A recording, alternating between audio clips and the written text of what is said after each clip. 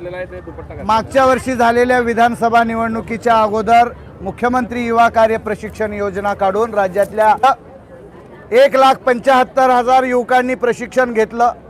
हे प्रशिक्षण संपून 2 महिने झाले। राज्यामध्ये विविध 17 आंदोलनं आम्ही केली, पण राज्य सरकार राज्यातल्या युवकांना युवतींना रोजगार कायमस्वरूपी देण्याबाबतीत चकार शब्द काढायला तयार नाही आहे।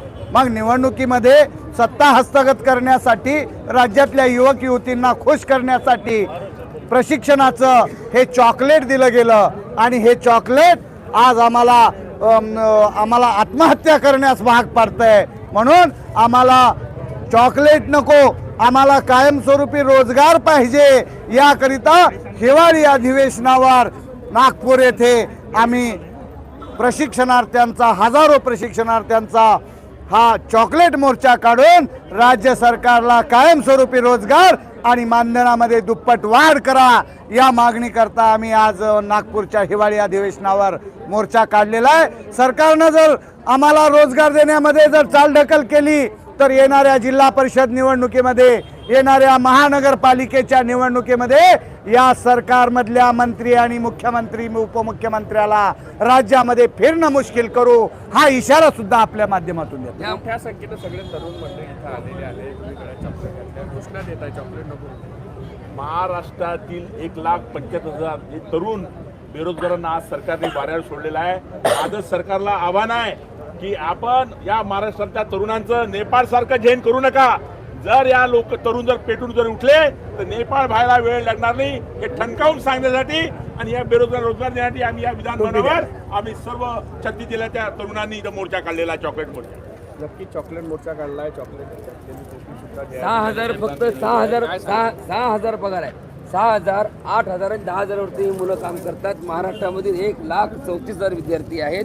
तत्कालीन मुख्यमंत्री एकनाथ शिंदे साहेबांनी आता निवडणुकीच्या टायमाला देखील, नगरपालिका निवडणुकीच्या टायमाला देखील सांगितलं गेलं की प्रत्येक भागामध्ये, प्रत्येक भाषणामध्ये सांगितलं की ही योजना जरा अडचणीत आहे, पण ही योजना मी दिलेला शब्द आहे। एकनाथ शिंदे जो शब्द देतो ते जे एक बार कमेंट कर दी वो वापस कभी नहीं लेता, हा शब्द एकनाथ शिंदे साहेबांचा आहे। त्यांच्यावर आमचा विश्वास आहे की ह्या मुलांना पुन्हा रोजगार उपलब्ध करून देतील, त्या मुलांना वाऱ्यावरती सोडू नका। हे पहिलं मुलं काम करत होते कुठेतरी, ज्या ठिकाणी 10-10 वर्षे 20,000 पगार आहे। एका मुलांचं शिक्षण विचारलं त्यांचं किती आहे, ग्रॅज्युएशन पूर्ण झालेली मुलं आहेत। आज नोकरीसाठी 20 आंदोलनं केली। सांगलीमध्ये आंदोलन झालं, देवमध्ये आंदोलन झालं, आळंदीमध्ये आंदोलन झालं, नाशिकमध्ये आंदोलन झालं, मुंबईमध्ये आंदोलन झालं, आझाद मैदानावरती आंदोलन झालं, नागपूरमध्ये आंदोलन झालं। अरे आंदोलन करायचं तरी किती? जेवढे पगार दिले ना त्या 4 पट पगार सरकारने या रस्त्यामध्ये एसटी मध्ये घालून बसलंय। माझा सरकारला इशारा आहे, जर ह्या मुलांच्या मागण्या मान्य नाही झाल्या तर येणाऱ्या काळामध्ये पदवीधर मतदारसंघातली मुलं आहे 1,34,000 विद्यार्थी आहेत।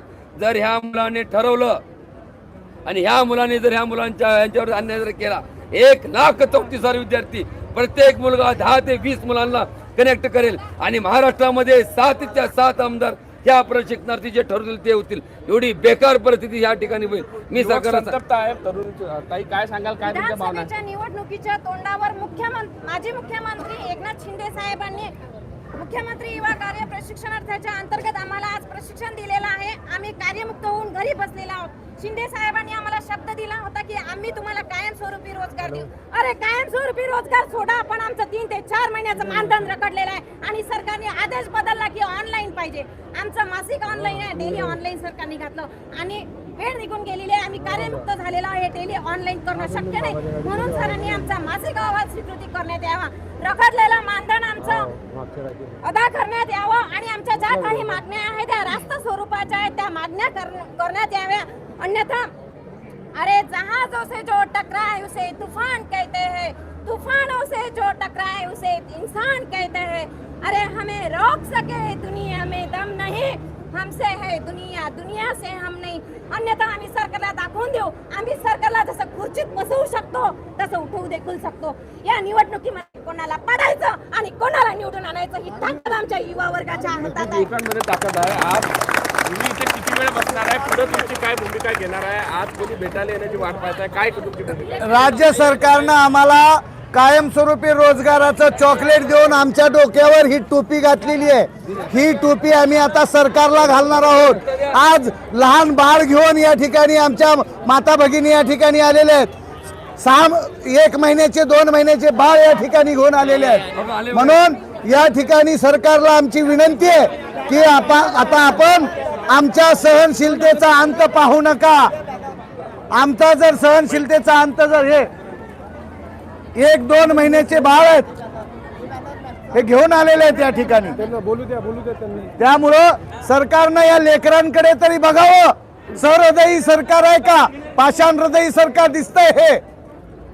नक्कीच सरकारच्या संदर्भातल्या तीव्र भावना ज्या आहेत त्या तरुणांकडून व्यक्त केल्या जातात. कारण 11 महिने खरं तर त्यांना प्रशिक्षण देण्यात आलं होतं, रोजगार मिळाला असं कुठंतरी वाटत असतं. त्यामुळे 11 महिन्यानंतर मात्र हा रोजगार हिरवावला गेलेला आहे. त्यामुळे तिकडे जरा चॉकलेट दिलेला आहे. विराट चॉकलेट मोर्चा जो आहे तो अधिवेशनावर धडकलेला आहे. टेकडीवर सध्या पोलिसांनी थांबवलेल्या तीव्र भावना व्यक्त केल्या जात आहे. उपमुख्यमंत्री असं एकनाथ शिंदे यांनी दिलेला शब्द